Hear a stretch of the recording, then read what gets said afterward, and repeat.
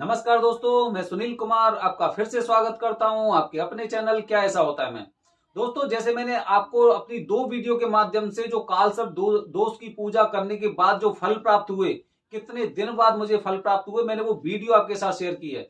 आज मैं आपके साथ शेयर कर रहा हूं पितृदोष की पूजा, क्योंकि मैंने अगस्त के महीने में पितृदोष की पूजा कराई थी।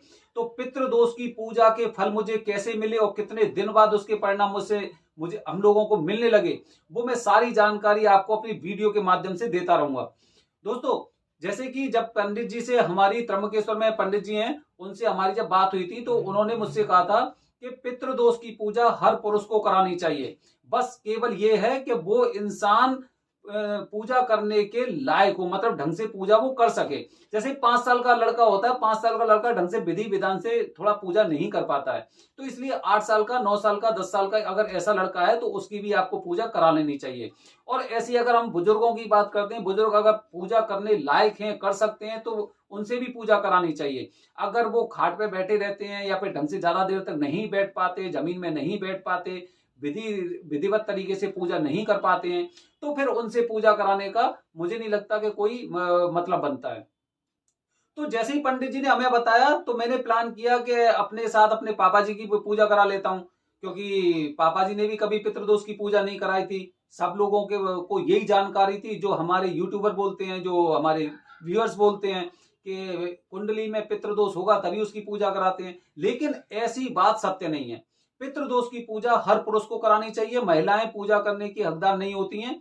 बस महिलाएं अपने पति के साथ या अपने बच्चे के साथ बैठ सकती हैं वहां पर पूजा के समय पर। तो दोस्तों, इस तरह से ये होता है। अब इसके बाद जब हम सब लोग मैं अपने मम्मी पापा जी के साथ, अपनी फैमिली के साथ, मेरे भांजे और भांजी भी मेरे साथ गए थे त्र्यंबकेश्वर में। तो जैसे ही हम त्र्यंबकेश्वर उतरे, नासिक रोड से बस पकड़ने के बाद त्र्यंबकेश्वर उतरे, तो एकदम मूसलाधार बारिश होने लग गई।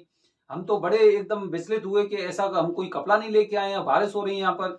वहां के आसपास के लोगों से पूछा तो उन्होंने हमें बताया कि यहाँ पर तो 4 महीने बारिश होती है, सावन के महीने में ऐसी बारिश होती है। तो जब भी आप सावन के महीने में चाहे कालसर्प दोष की पूजा करा रहे हैं या पितृदोष की पूजा करा रहे हैं, तो आपको इस तरह से पूरी तरह से ना रेडी रहना पड़ेगा, तैयार रहना पड़ेगा भीगने के लिए। और वो बारिश ऐसी होती है वहां पर कि 10 मिनट के लिए बंद होगी, उसके बाद हो सकता है 3-4 घंटे लगातार बारिश हो। लेकिन उस बारिश का मैंने मैंने और मेरे परिवार ने एक तरह से वो चीजें देखी कि वहां की बारिश से कोई इंसान बीमार नहीं होता है। आप पूरे दिन उसमें भीगते रहो, बीमार नहीं होंगे। पता नहीं, अब हो सकता है, हमें तो ऐसा लगता है कि भोलेनाथ जी का कुछ उस जगह को ऐसा वरदान है कि वहां पर सारे कार्य, सारी दुकानें, सब लोग एकदम बारिश में ही लगे हुए हैं, फिर भी किसी को कोई दिक्कत नहीं है। तो कुछ तो महत्व है उन जगहों का जहां पर भगवान शिव ने साक्षात रूप से वहां पर प्रकट हुए थे और गौतम ऋषि को वरदान दिया था।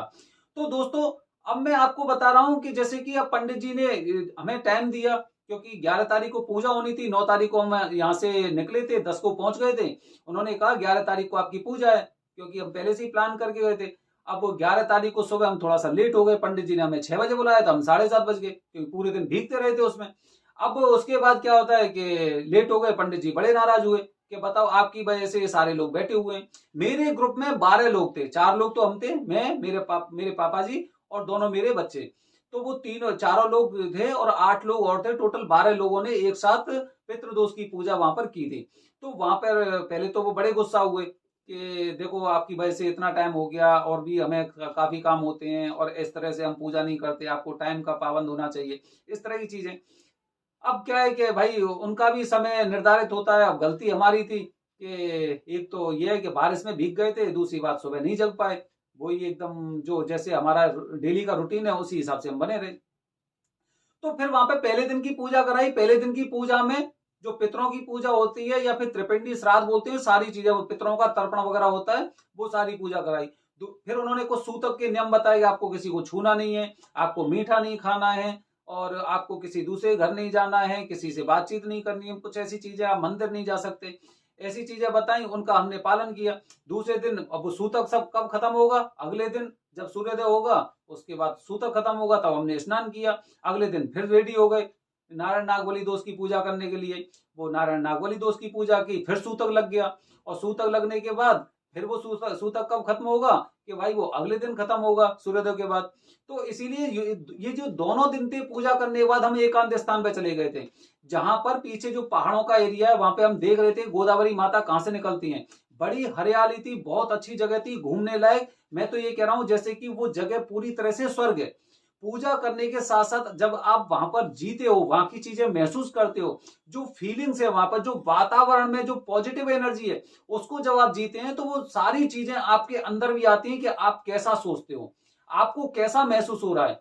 क्योंकि आपका उद्देश्य केवल पूजा कराना नहीं है, बल्कि भगवान से किसी तरह से जुड़ना भी है। वहां पर भगवान हो सकता है वहां की बारिश में हो, वहां के वातावरण में हो, वहां की ध्वनि में हो, वहां के नेचर में हो, तो वो भगवान कहीं पे भी हो सकते हैं। उन सारी चीजों को हमने वहां पर महसूस किया। और करीब मैं वहां पर 4-5 दिन तो वहां पर रहा था, उसके बाद 5-6 दिन वहां पर रहा था, और उसके बाद 2-3 दिन में रहा था नासिक में, जहां पर हम पंचवटी या फिर जो काले हनुमान जी का मंदिर है वो वहां पे हम गए थे। सीता माता की गुफा, वो गुफा देखी थी हमने पंचवटी पे।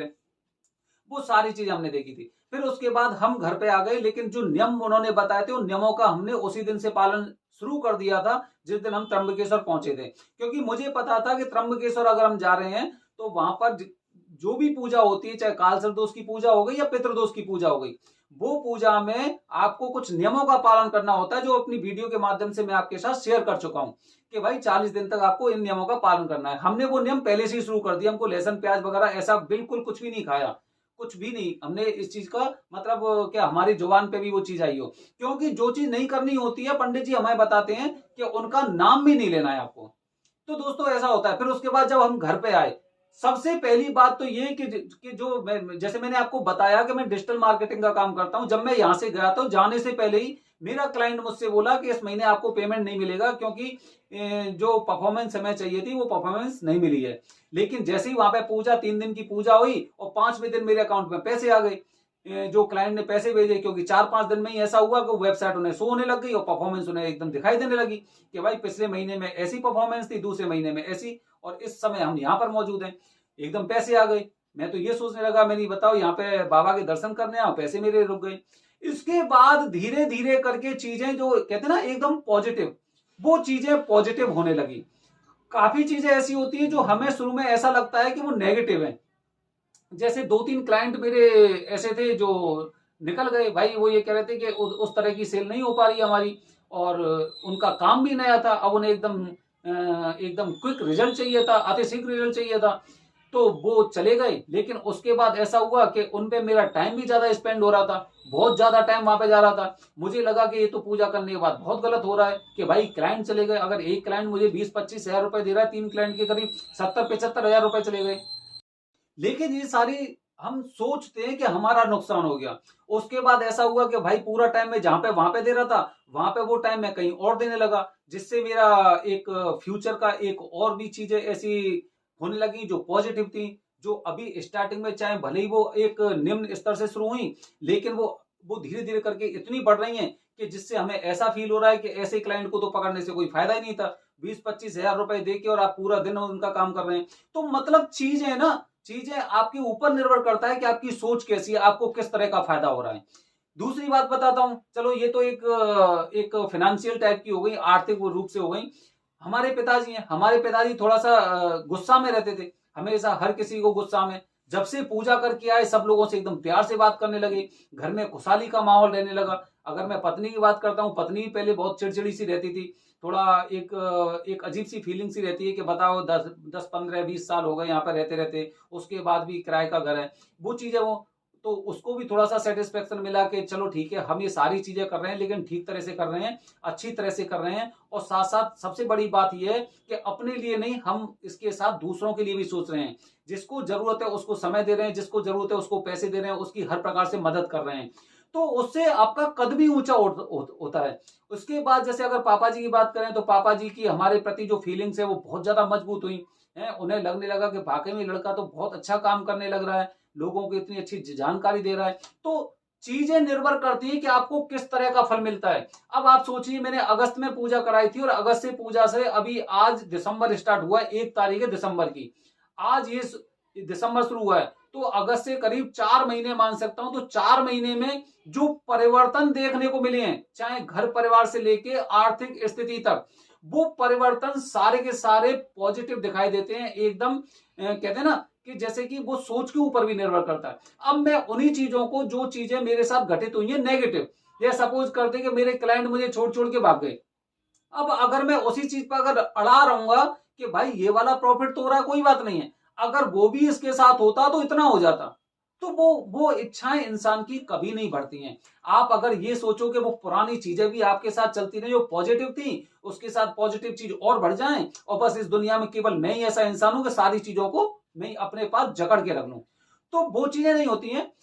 पॉजिटिव का मतलब ये हो गया कि आपकी सोच पॉजिटिव है, आप अच्छा सोच रहे हो, आप दूसरों के बारे में अच्छा सोच रहे हो, और दूसरों को थोड़ा सा मार्गदर्शन भी कर रहे हो। इससे अच्छी बात क्या हो सकती है, आप खुद बताइए। पितृदोष की पूजा के बाद कि मैं आप लोगों को वो जानकारी दे रहा हूं जो आप लोग जानकारी नहीं ले पाते, किसी से नहीं ले पाते। हर इंसान क्या करता है, हर इंसान को अगर पूजा करानी होगी त्र्यंबकेश्वर में, जैसे कि आजकल इंटरनेट का टाइम चल रहा है, कोई इंसान अगर कहीं पे घूमने जा रहा है, घूमने जाने के लिए वो होटल बुक करेगा। होटल बुक किससे करेगा, मेक माई ट्रिप से करेगा, या फिर उस सिटी में डालेगा होटल इन। और ये अगर दिल्ली में कोई इंसान आ रहा है, होटल इन दिल्ली, वो डायरेक्ट होटल को कॉल कर लेता है। अब होटल कैसा है अंदर से, उसकी सर्विस कैसी है, ये तो किसी इंसान को नहीं पता है। बस देखा 4 स्टार 5 स्टार के होटल हैं, तो बस उसे बुक कर लिया।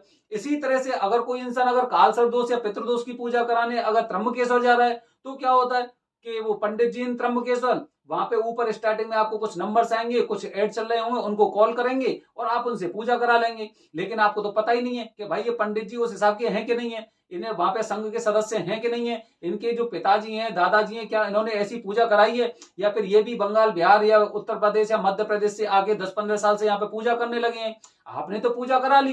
तो वो सारी चीजें आप ये देखिए कि मेरी पूजा कराने से और आपके पास जानकारी जा रही है। आपके पास किस तरह की जानकारी जा रही है कि आप जब भी आप पूजा कराएंगे, तो पूजा कराते समय आप सबसे पहले ध्यान रखें कि क्या पंडित जी उस हिसाब के हैं कि नहीं है। हर जगह आपको अलग अलग तरह के पंडित जी मिल जाते हैं, लेकिन आपकी भी जिम्मेदारी बनती है। देखो, मैं आपको अपने वीडियो के माध्यम से एक बात बता रहा हूं, आप किसी से पूजा कराइए, तो पूजा कराने से पहले आप अपने पंडित जी का वो सर्टिफिकेट देखिए, जो ये संघ के सदस्य होते हैं। वो ताम्र पत्र होता है किसी के पास कुछ सर्टिफिकेट होता है, वो होगा, उनका नाम वहां पे मेंशन होगा, सारी चीजें वहां पे लिख रही होंगी, तब आपको उनसे पूजा करानी चाहिए। अब उससे क्या फायदा होगा, क्योंकि देखो पंडित जी भी अपनी दक्षिणा ले रहे हैं, पूरी तरह से दक्षिणा ले रहे हैं कि भाई ये मेरा इतना अमाउंट है। सपोज करते हैं कि पितृदोष की पूजा हो गई, पितृदोष की पूजा के लिए 11,000 रुपए ले रहे हैं, तो हमारी भी जिम्मेदारी बनती है कि भाई मैं क्या उनसे पूजा करा रहा हूं, 11,000 जा रहे हैं, कोई बात नहीं भाई, मुझसे तो आप 15,000 ले लो, कोई बात नहीं है, मुझे तो पूजा करानी है। लेकिन क्या जो बात बताई है कि हाँ भाई संघ के सदस्य हैं, या फिर जिन्हें त्र्यंबकेश्वर में थोड़ा वरदान प्राप्त है कि भाई इनकी पीढ़ियां इस कार्य को करती आ रही हैं, क्या उसी परिवार के लोग कर रहे हैं? जरूरी नहीं कि उनके दादाजी करेंगे, पिताजी करेंगे, लेकिन उस परिवार के सदस्य हैं कि नहीं, ये चीजें भी निर्भर करती हैं इन सब चीजों पर। तो दोस्तों, ये एक पॉजिटिव ही है कि मैं आप लोगों को वो जानकारी दे रहा हूं, और न जाने कितने लोग इस चीज को फॉलो भी कर रहे हैं। वो देख रहे हैं कि हाँ भाई बात तो सही है कि मुझे कैसे पंडित जी से पूजा करानी चाहिए। अब आप खुद एक बात बताइए कि इन सब जानकारी के साथ अगर मैं वहां पे त्र्यंबकेश्वर पहुंच जाता हूं, 2-4-5 साल बाद मैं वहां पे, मुझे थोड़ा अनुभव हो जाएगा किस तरह से सारी चीजें होती हैं, मैं भी करने लग जाऊंगा। लेकिन क्या मेरे द्वारा पूजा कराई जाती है तो क्या उसके उतने अच्छे परिणाम मिलेंगे, ये आपको खुद सोचने की जरूरत है। तो मैंने अपनी वीडियो के माध्यम से ये कुछ अपने अनुभव बताए हैं कि आपको कौन कौन सी चीजें याद रखनी चाहिए और किस तरह के परिवर्तन आते हैं। ये मेरा खुद का अनुभव है। आगे की जानकारी मैं आपको अगले आने वाले वीडियो में दूंगा, क्योंकि वीडियो फिर दोबारा से बहुत बड़ी हो गई है। कहते हैं ना, अनुभव आदमी का बहुत छोटा होता है, लेकिन जब उसे बताने की कोशिश करता है ना, तो कितना भी बता दे फिर भी काफी चीजें रह जाती हैं। तो इसलिए मैं अगली जानकारी जो मेरे साथ और भी पॉजिटिव चीजें हुई हैं, मैं दूंगा आपको अपने आने वाले वीडियो में। तब तक बने रहिए हमारे चैनल के साथ। धन्यवाद दोस्तों, जय हिंद, जय भारत, हर हर महादेव।